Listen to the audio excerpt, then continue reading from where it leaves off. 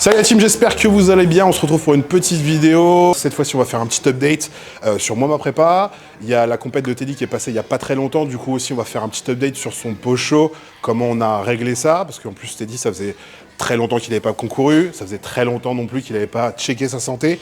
Du coup, on a fait tous les check-ups qu'il fallait. Et du coup, je vous expliquais un petit peu comment j'ai géré son post-show avec sa diète pour pas non plus qu'il prenne 14 kilos, sachant qu'il fallait qu'on check vraiment toutes les variables pour voir si tout allait bien pour ensuite préparer le off. Ce qu'on a regardé aussi sur ses marqueurs de santé, sur sa prise de sang, il y a eu des bonnes surprises. Et puis du coup, on va se faire un petit training aussi pec biceps. On est toujours au même endroit, à la maison, chez Muscle Factory. Et si vous êtes sage, et surtout s'ils ont laissé la pièce ouverte, je vous montrerai une petite surprise qui va bientôt arriver ici dans cette salle, dans pas longtemps. On check ça tout à l'heure et on est parti pour la séance.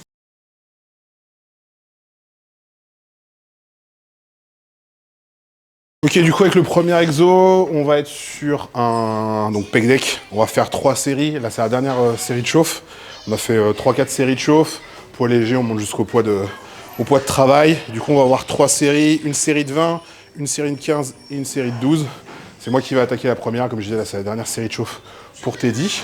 Et puis après, on est parti.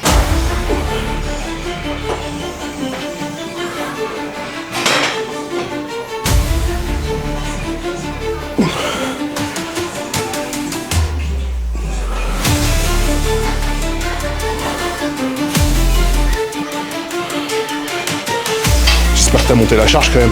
Ah oui. Ah oui. Parce que Teddy, il a des pecs, pas moi. Il est beaucoup plus fort, l'animal.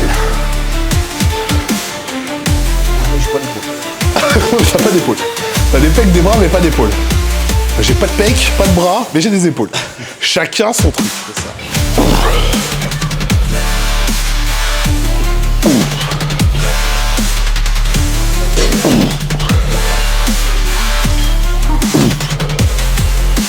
Ça va, les nuits sont bonnes. Les nuits sont bonnes.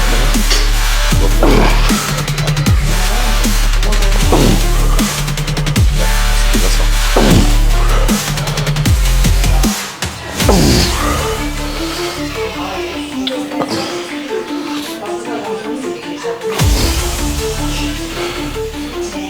Garde bien la poitrine haute. Encore fixe. C'était la dernière, ça pique. Ah oui, ça commence à être dur. Alors, le temps qu'il fasse 3 km, t'as le temps de le rattraper, Ouais, je pense. Je pense qu'on est assez ok, tu vois. Exact.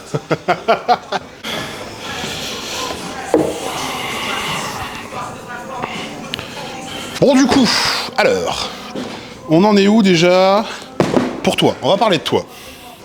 On est quoi, quasiment 8 semaines après ta... 6 semaines? Ouais, C'était 25... C'était le 25 mai. 25 mai. Du coup, on est 6 semaines après la compète. On a fait ta prise de sang la semaine dernière. Ça fait une semaine. Et à savoir, Teddy avait eu un gros break en termes de compétition. La dernière, c'était... 2018. Ouais, 2018. Donc là, 2024, ça fait quand même un sacré break. 6 ans. Et alors, il a été quand même à haut niveau. Alors, c'était en IFBB, mais c'est pas l'important. Donc, forcément, il y a eu des choses qui ont été faites qui, forcément, altèrent un petit peu la santé. Il est passé avec d'autres préparateurs. On n'est pas là pour dire qu'ils avaient fait du mauvais boulot, c'est pas ça du tout. Mais du coup, le fait est que Teddy avait jamais vraiment checké sa santé, fait de prise de sang ou quoi que ce soit. Et j'ai pu voir un petit peu les protocoles qu'il avait pu faire avant, ou même les diètes qu'il avait pu faire avant. Et du coup, très honnêtement, je me disais qu'après la compète, sur la prise de sang que j'allais lui faire, on allait avoir quelques surprises. Par chance, et très étonnant, très bonne surprise, tout va bien. Alors, je dis pas que c'est parce qu'on a fait les choses bien cette fois-ci, même si ça y joue beaucoup. On peut le dire, je m'en fous, j'ai pas de tabou là-dessus. Mais voilà, TED en termes de chimie, on était à peine à 1 gramme. 750 de testo, Ah oui, c'est 150 de masté et 150 de trait. Exact. Voilà, comme vous voyez, ça fait à peine 1 gramme. Donc il n'y a pas de tabou ici de toute manière. Donc à peine 1 gramme de produit sur un physique quand même qui fait 100 kg sec. Donc relativement soft. Et avec toutes ces années du coup de non-checking sur sa santé, je pensais qu'on allait être pire que ça au niveau des marqueurs de sang. Et finalement, pas du tout. Des oestrogènes relativement hauts par rapport à ce que j'aurais pu penser. Donc, On est en train de régler ça, mais en tout cas, la thyroïde va bien, le foie va bien, c'est des marqueurs importants. Profil lipidique qui est très bien aussi. Donc clairement, on finit cette phase de santé encore sur, je pense, 2-3 bonnes semaines. Et après, on va pouvoir commencer le off, sachant que Ted, il a besoin quand même de refaire du volume par rapport aux années où du coup, il a un peu arrêté. Le physique, c'est quand même un petit peu amoindri, mais du coup, on va essayer de régler ça. Il y a un petit problème de masse, enfin, un petit problème, c'est un problème, mais voilà, il y a un manque de masse, en tout cas, les épaules, remettre vraiment des jambes. Il a des jambes quand même plus volumineuses à l'époque où il avait concouru en IFBB, mais clairement, on est déjà sur une base saine, en santé, sur laquelle on va pouvoir travailler, et on va voir où est-ce que ça nous mène. Est-ce qu'on concourt début 2025 ou un petit peu plus loin en 2025, mais en tout cas, on va commencer sur des bases au vert. Allez, deuxième exercice, incliné à la machine. On va avoir 2 séries sur celle-ci, on a un top 7, un back off 7, et du coup, on est parti. Non, pour en revenir à ce que disait Seb, donc on a collaboré ensemble il y a quoi, il y a un peu moins d'1 an maintenant. Ouais. Et voilà, j'étais bien parti. Ça me trottait dans la tête de vouloir revenir après 6 ans d'absence. Et voilà, le fait d'avoir rencontré Seb, d'avoir été motivé par déjà son parcours, le fait qu'il soit pro, son sérieux, la personne qu'il est. Donc on a collaboré ensemble, on s'entraîne ensemble, on se motive ensemble. Donc voilà, on a fait nos compètes, donc on a fait les NPC à Lille et le Pro Qualifier en Pologne. Voilà, 2 très belles places. Je ne pouvais pas espérer mieux par rapport à ce que le laps de temps qu'on a eu pour se préparer, en sachant que j'ai jamais eu cette condition-là auparavant. Même si à l'époque j'étais un petit peu plus gros, je peux vous dire que la condition n'a rien à voir. Et c'est là où on se rend compte que c'est très important parce que malgré ça, le fait d'être moins gros et mieux conditionné, je me suis trouvé mieux et ça ressortait beaucoup mieux pendant les compétitions. Donc voilà, en tout cas, belle expérience et ça promet pour la suite en tout cas. Donc ça va être cool.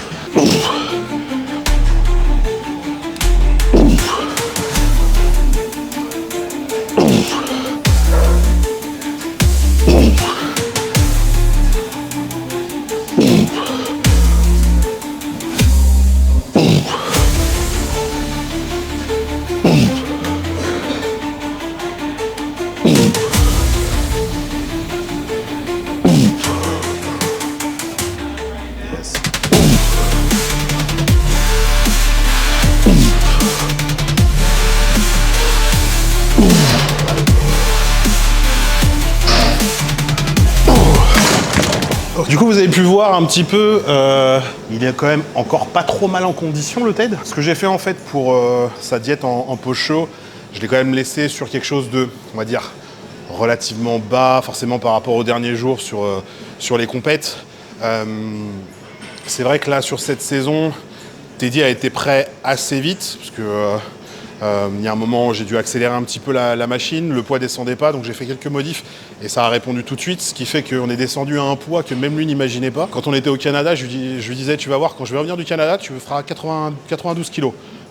Qu'est-ce qui s'est passé? Ça n'a pas loupé. Je faisais 92 kilos et même lui, il ne pensait pas que ça allait être possible. Ce qui nous fait qu'on avait perdu combien? 20 kilos. 20 kilos total. Ouais, ça fait un total de 20 kilos de perdu.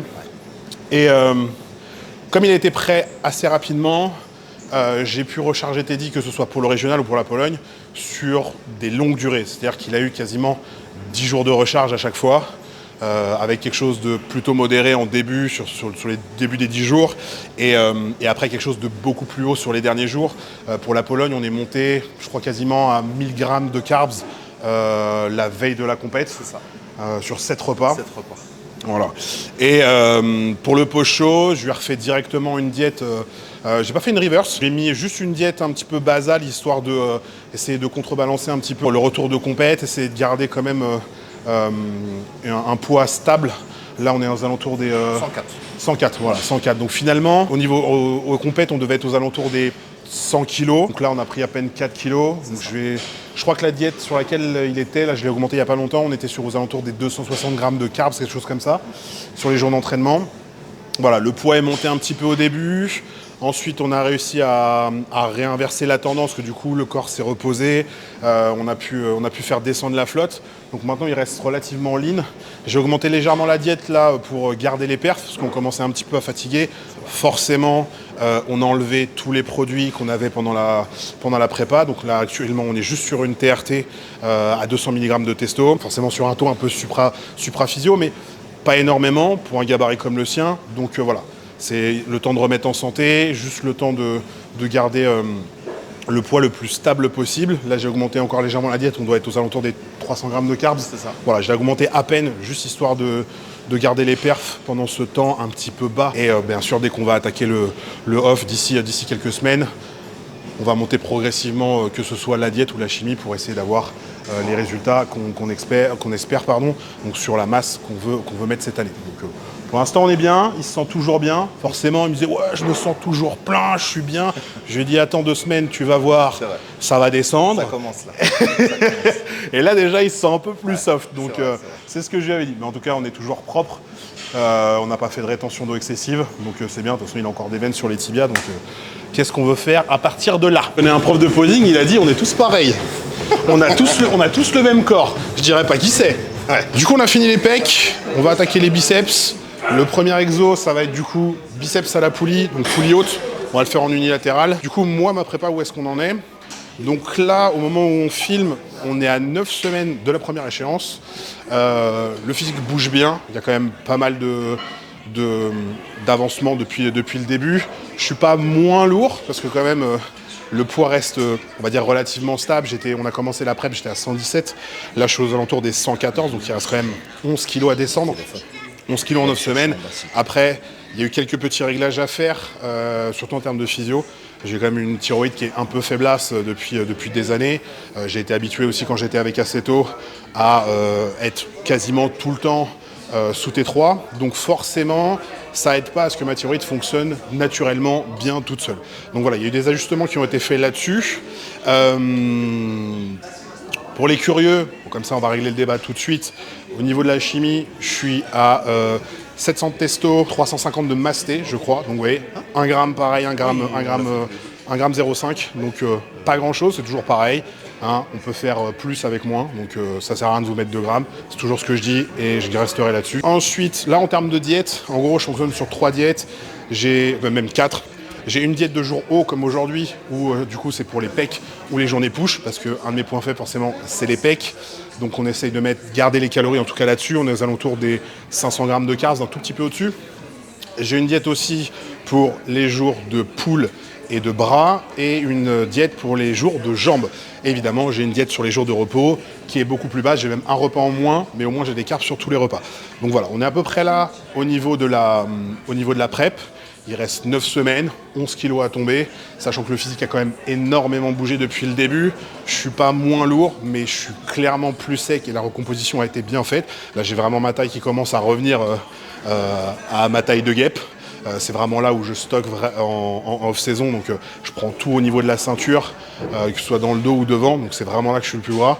Et donc là, ça commence vraiment à diminuer, donc après les kilos vont tomber tout seuls, ça je m'en fais pas. Donc ça avance. On est confiant, on reste sur le boulot, on se focus, les entraînements, la diète, le cardio. Ah oui, le cardio, contrairement à ce que j'avais pu avoir avec Aceto avant, qui lui me mettait du cardio à jeun, etc. Avec Vincent, pour ceux qui connaissent comment il fonctionne un petit peu, lui on fonctionne donc sur du NEAT, sur un nombre de pas, donc j'ai 12 000 pas journaliers à faire. Mais c'est vrai que j'ai l'habitude de faire mon cardio le matin. Je vais à la salle, je me mets sur le tapis, j'y reste 30, 40... 45 minutes, même parfois j'y suis resté 1 heure, ça dépend vraiment de ce que j'ai à faire. Je fais mes bilans, je fais mes corrections d'exercice pour mes clients, je fais même les corrections de posing pour les clients. Et pour ceux qui me suivent un peu sur Instagram, je joue à Pokémon aussi. Au moins ça passe le temps, on est tranquille, je vois pas le temps passer. Et c'est pour ça que parfois je reste 1 heure à taper des Pokémon. Voilà. Mais la suite on doit descendre. Ouais, bah après, tu sais, il y a une communauté brésilienne importante. Au niveau des entraînements, pareil pour refaire une petite update. C'est possiblement une séance que vous avez déjà vue, que j'ai déjà postée probablement plusieurs fois sur Instagram. Même, je pense que j'ai déjà fait une vidéo YouTube avec cet entraînement-là. En fait, c'est simple, j'ai pas changé de routine d'entraînement depuis que je travaille avec Vincent. La seule chose qu'on a changé, c'est le volume sur certains exercices, sur certaines parties du corps, notamment les bras. où j'avais un gros retard. C'est vraiment la partie du corps où on a le plus de volume, ainsi que les pecs. J'ai 2 fois les pecs tous les 10 jours, parce que du coup je fonctionne sur un format de 10 jours. J'ai 2 jours d'entraînement, un jour off, 2 jours d'entraînement, un jour off, 2 jours d'entraînement, un jour off, etc. Mais du coup, je vais avoir 2 fois les pecs, je vais avoir une séance push et une séance pec biceps comme aujourd'hui. Et les bras, voilà, je les ai ici, je les ai pendant le push, et j'ai une séance bras dédiée en fin de cycle. Donc clairement, j'ai pas changé de routine d'entraînement. Et je vous dis ça parce que plein de fois, vous êtes là à dire « Ouais, voilà, il faut que je change mon entraînement quand je suis en sèche ». Non, vous pouvez travailler exactement de la même façon. Peut-être que le volume va changer à un certain moment pour travailler sur la fatigue, essayer de manager un peu cette fatigue. Mais finalement, vous pouvez vous entraîner exactement de la même façon quand vous êtes en off et quand vous êtes en prépa. Même en deload, finalement, si vous faites un deload, vous pouvez avoir le même split d'entraînement avec un volume réduit. Vous n'êtes pas obligé de changer de split d'entraînement toutes les 3 semaines, ça sert absolument à rien. Je connais des gens qui sont même depuis plusieurs années sur le même split. Tant que ça fonctionne, gardez ce que vous savez faire. Et tant que ça fonctionne, pourquoi changer? Vous avez vu, ils sont gros les moustiques cet été. Ils sont balèzes. Ils ressortent de chez moi, ils arrivent, ils sont comme ça, et ils s'en vont. Ils sont ça comme les moustiques. Dernier exo biceps, spider curl aux haltères. On va faire 3 séries et du coup ça va clôturer ce training. Ensuite on a juste un peu d'abdos à faire. Voilà, je vais pas forcément vous le filmer. Filmer les abdos c'est pas le truc le plus intéressant en termes de visuel. Donc on va finir avec ça. Et puis après on se fait un petit physique update. Et il y a la surprise aussi. Oubliez la surprise. Ah oui, exact. Il y a la surprise. C'est vrai. Allez, parti.